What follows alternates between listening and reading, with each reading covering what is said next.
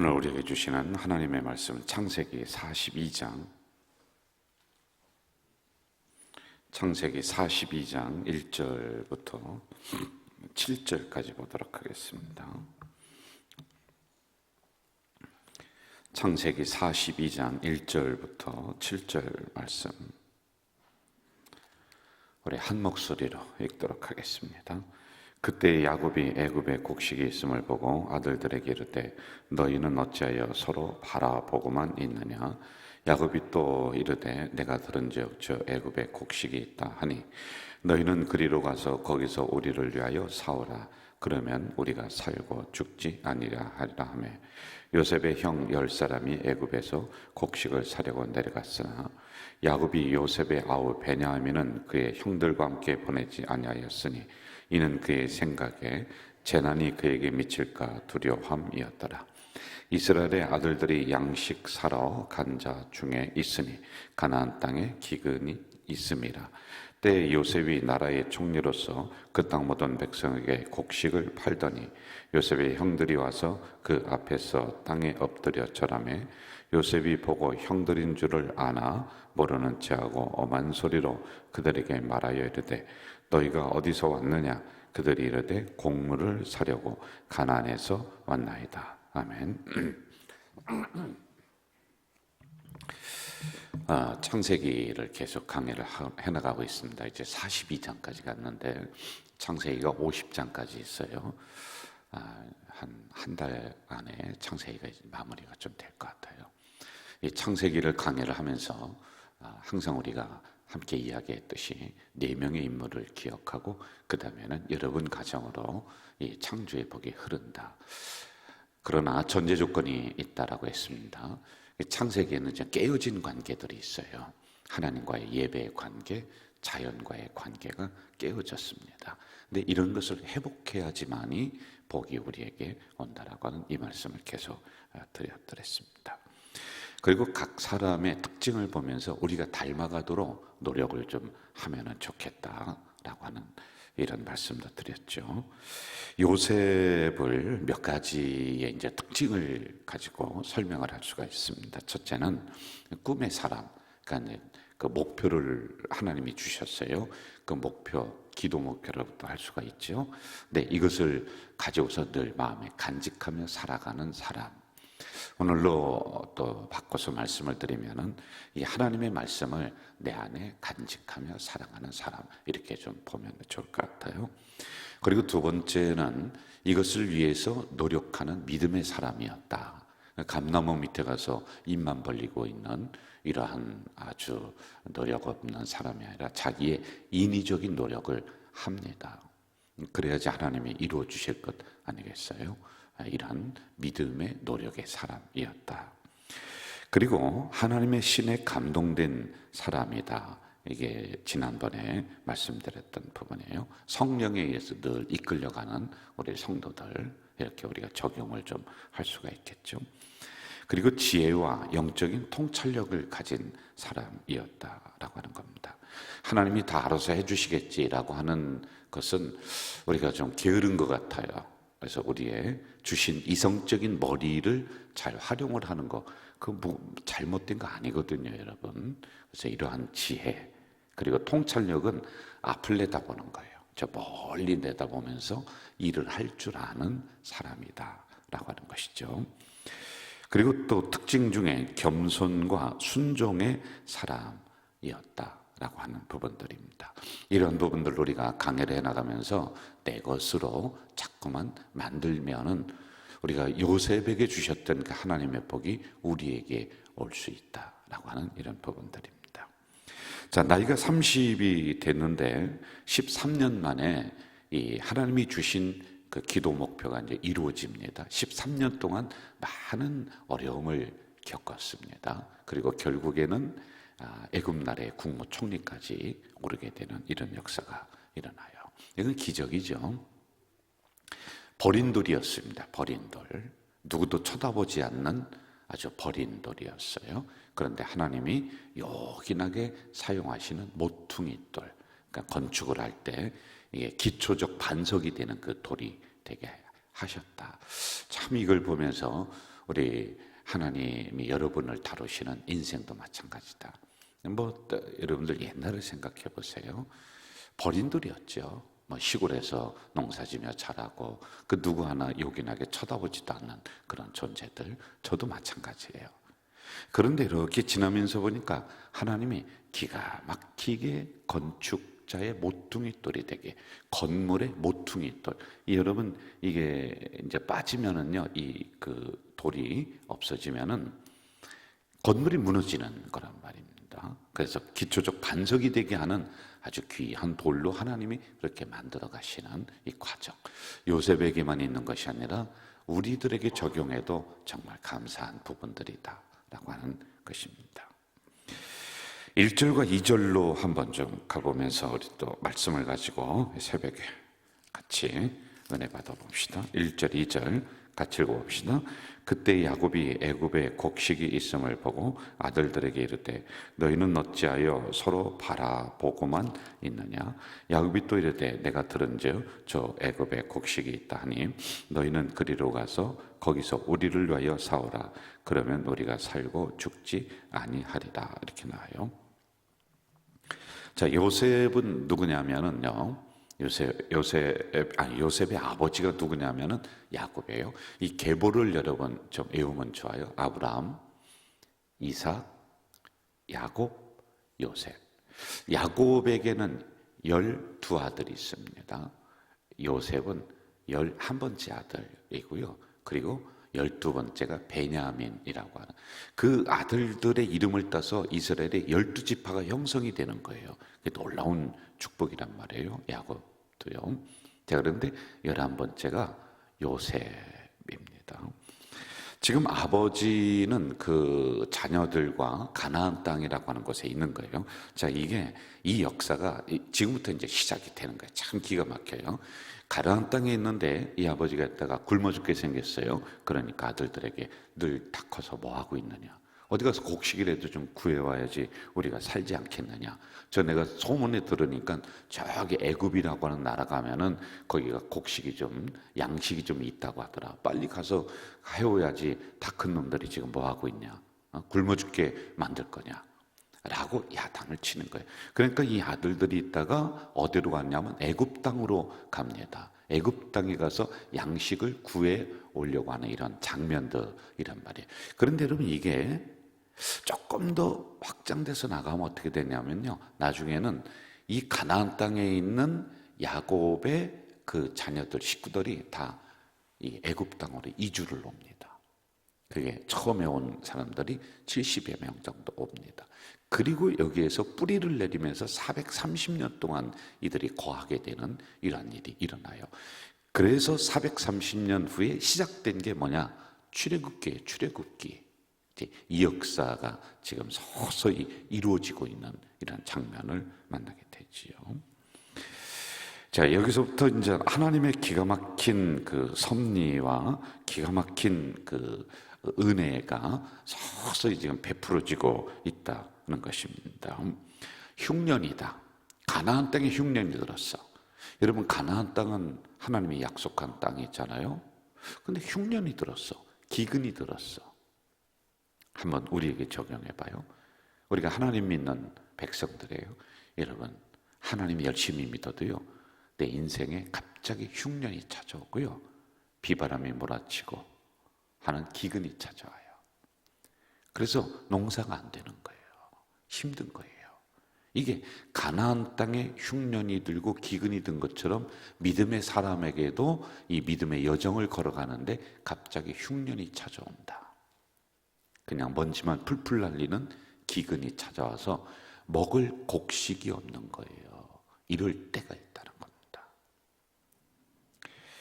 그러므로 우리에게 닥친 고난도 인생의 흉년 앞에, 인생의 기근 앞에 하나님의 섭리적 관점으로 이걸 볼 줄 알아야 돼요. 여러분에게 닥친 흉년, 기근, 그냥 인생을 탓하지 말고요, 하나님의 섭리가 시작되는구나. 이게 10년 후에, 20년 후에 어떻게 작용될지 아무도 모르겠구나. 이렇게 통찰력을 가지고 미래를 내다보면서 이 고난을 견뎌나갈 줄 알아야 되는 겁니다. 자, 3절부터 한번 좀 가봅시다. 3절부터 5절까지 같이 읽어볼까요? 시작. 요셉의 형 10사람이 애굽에서 곡식을 사려고 내려갔으나 야곱이 요셉의 아우 베냐민은 그의 형들과 함께 보내지 아니하였으니 이는 그의 생각에 재난이 그에게 미칠까 두려움이었더라. 이스라엘의 아들들이 양식 사러 간 자 중에 있으니 가나안 땅에 기근이 있습니다. 자, 저를 보세요.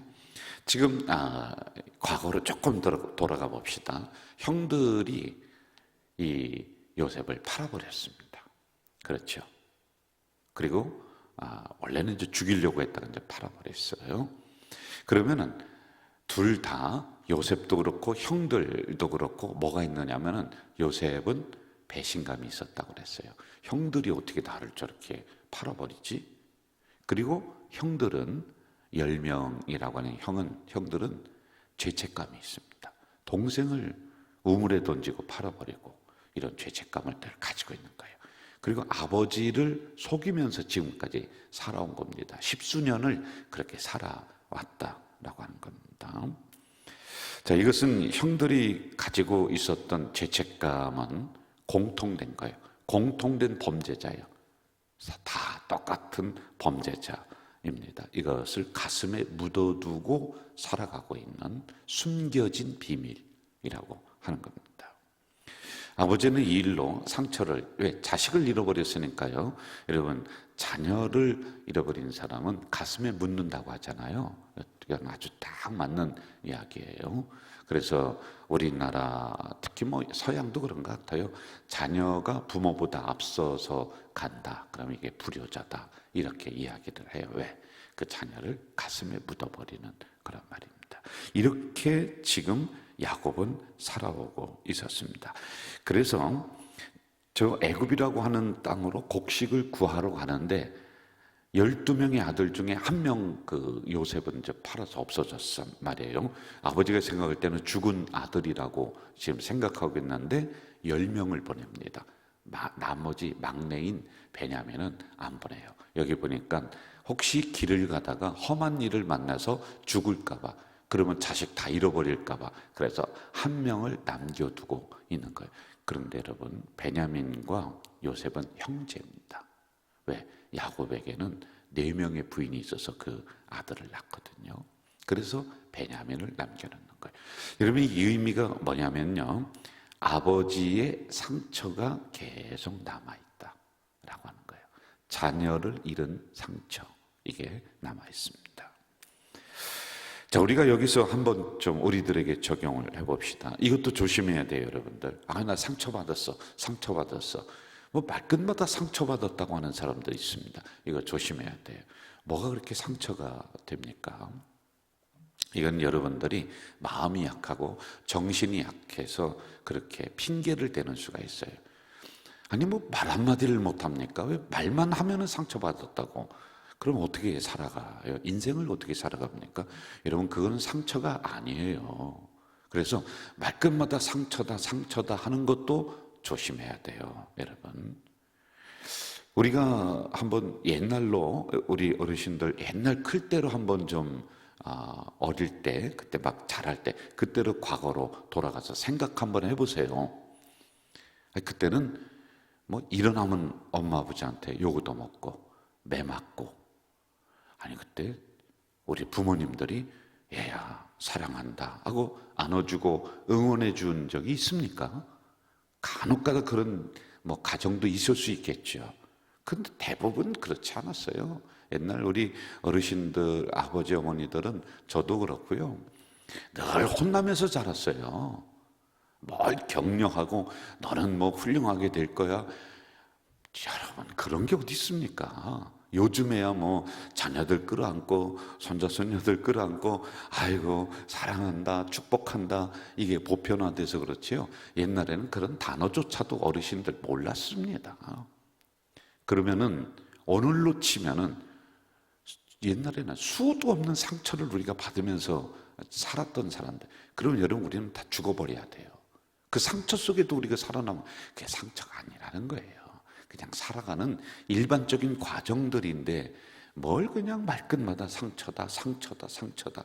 이거 좋은 거 아닙니다. 이것도 생각해야 돼. 그리고 두 번째, 뭐를 생각해야 되냐면은, 할 수만 있으면은 사람들 마음속에 내가 상처를 주지 않도록 나도 노력해야지만이 된다. 조심해야지 된다라고 하는 부분들이 있죠. 자, 6절과 7절로 한번 가봅시다. 같이 읽어볼까요? 6절, 7절 시작. 때에 요셉이 나라의 총리로서 그 땅 모든 백성에게 곡식을 팔더니 요셉의 형들이 와서 그 앞에서 땅에 엎드려 절하매 요셉이 보고 형들인 줄을 아나 모르는 체하고 엄한 소리로 그들에게 말하여 이르되 너희가 어디서 왔느냐? 그들이 이르되 곡물을 사려고 가나안에서 왔나이다. 자, 저를 보세요. 여러분, 인생이 참 재밌지 않아요? 어떻게 이렇게 역전이 됩니까? 네? 참 하나님은 기가 막히신 것 같아요. 역전시키시는 하나님. 종이었습니다. 팔려가는 인생이었습니다. 형들에게 미움받아서 이렇게 겪는 어려움이었습니다. 그런데 지금은 형들이 와서 무릎을 꿇고 거기에 고개를 숙이는, 역전시키는 하나님. 여러분, 이거 꼭 기억하세요. 새벽에 역전시키는 하나님이시다 라고 하는 겁니다. 자, 그런데 여기서 풀어야 될 숙제가 반드시 있습니다. 요셉 측면에서도 형들과 맺혀졌던 관계를 풀어야 돼요. 형들도 이제 나중에는 정체를 알거든요. 아이쿠, 내가 팔았던 내 동생이 이 나라에 저 높은 자리에 있구나. 서로 앙금인데 이걸 풀어야 돼요.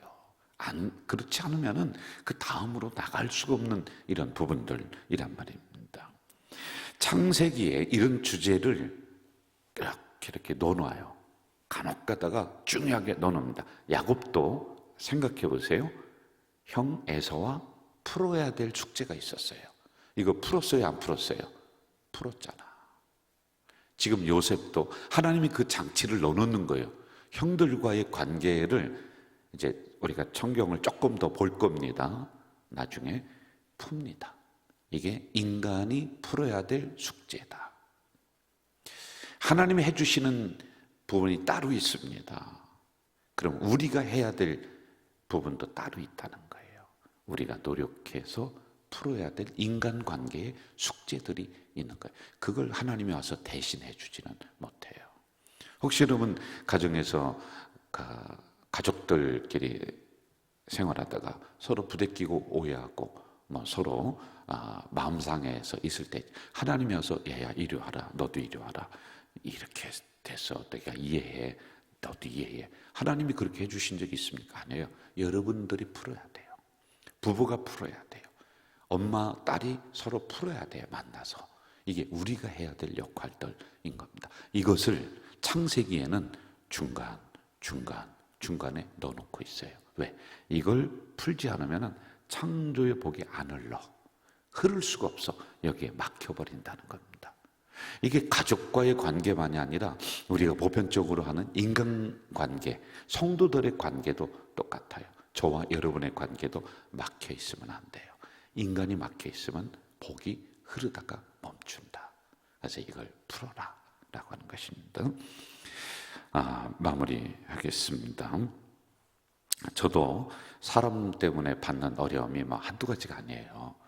우리가 대식구다 보니까 영적으로 그렇게 우리가 비유를 합니다만 담임 목사님이 영적인 아버지다 하는데 고맙죠. 이렇게 생각해 주시니까. 그러다 보니까 아주 자녀들이 수백 명, 1,000명 가까이 되고 등록 인원만 전체로 하면 2,000명, 어린이까지 다 노인대학까지 이렇게 하면 넘는데 그 자녀들이 그만큼 있으니까 이런저런 일이 일어날 거 아니에요. 그래서 사람 때문에 이런저런 마음 상하는 일도 있고 기쁜 일도 있고 이렇습니다. 그런데 옛날 어르신들의 이야기가 하나도 틀린 게 없어요. 처음에는 정말 서운해서 그냥 잠을 못 자요. 그런데 시간이 약이다 그 얘기 하잖아요. 시간 지나니까 다 풀려. 그리고 어떤 생각이 드느냐면요, 이런 생각이 들어요. 에이, 나도 그럴 수가 있지. 그리고 그분 입장에서 생각해 보면 그 사람도 그렇게 할 만한 이유가 있지 라고 내 마음이 이렇게 넓어지는 것을 경험을 합니다. 충분히 이해가 되는 거예요. 여러분, 막혀있는 부분들 우리에게 준 숙제입니다. 이걸 잘 풀고 창조의 복을 받아 누리는 우리 성도들 되시기를 주님의 이름으로 부탁을 드립니다. 전능하신 아버지 하나님, 이 새벽에 연약한 저희들을 불러주시고 또 말씀을 허락해 주시니 감사합니다. 주신 말씀을 내 삶에 잘 적용할 수 있도록 인도해 주시옵소서. 예수님의 이름으로 기도하옵나이다. 아멘. 하늘에 계신 우리 아버지, 아버지의 이름을 거룩하게 하시며 아버지의 나라가 오게 하시며 아버지의 뜻이 하늘에서와 같이 땅에서도 이루어지게 하소서. 오늘 우리에게 일용할 양식을 주시고 우리가 우리에게 잘못한 사람을 용서하여 준 것 같이 우리 죄를 용서하여 주시고 우리를 시험에 빠지지 않게 하시고 악에서 구하소서.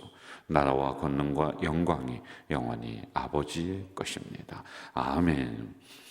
여러분, 이 시간에 우리 통성으로 잠깐 기도하다가 그리고 여러분 개인 기도 또 하시다가 집으로 돌아가시겠는데요, 특별히 그동안에 등록했던 분들이 잘 정착하는 기도해 주시고요, 우리 교회가 영혼 구원에 초점을 맞춰서 나가는 우리 교회 될 수 있도록 그 기도도 같이 해 주시기를 바랍니다. 우리 함께 오늘 받은 말씀 묵상하면서 적용하면서 통성으로 기도하겠습니다.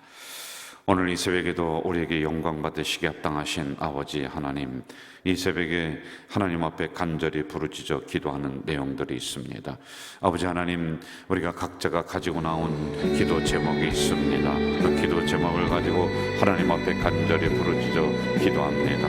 아버지 하나님이여, 이제 창조의 놀라운 복이 우리 성도들 가정으로 흐를 수 있도록 막혔던 부분이 뚫려지도록 인도해 주시옵소서. 오 전능하신 아버지 하나님, 아브라함, 이삭, 그리고 야곱, 요셉으로 넘어갈 수 있는 그런 우리 가정으로 올 수 있는 은혜 주시옵소서. 거저는 아니 되는 줄 믿사오니 그 믿음의 사람의 특징을 잘 닮아 나가도록 그리고 내 것으로 만들 수 있도록 하나님의 이 새벽에 은혜를 내려 주시옵소서. 또한 아버지 하나님, 간절히 기도하오니 하나님이여, 하나님이여, 우리 가족 공동체가 영혼권에 초점을 맞춰 나가는 공동체 되도록 주님 도와주시옵소서. 아버지 하나님, 이 종이 하나님 교회 섬길 때 우리 빈자리가 없도록 가득 차는 역사 보여주시옵소서. 오 전능하신 아버지, 전능하신 아버지 도와주실 줄 믿습니다.